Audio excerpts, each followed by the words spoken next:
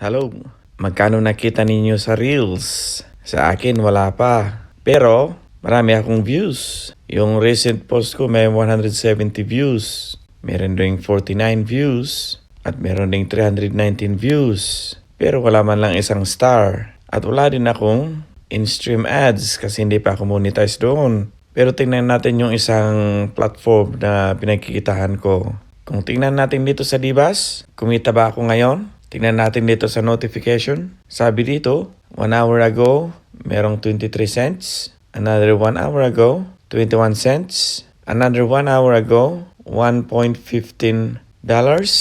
And another 1 hour ago, $2.35. At saka isang 83 cents. So, itong DP service na ito, Andrew Dibas, ay may nagustuhang 5 post ko. At ito ay binutos niya. At yung isang pinakamalaking butos niya ay nakapagbigay ng $2.35.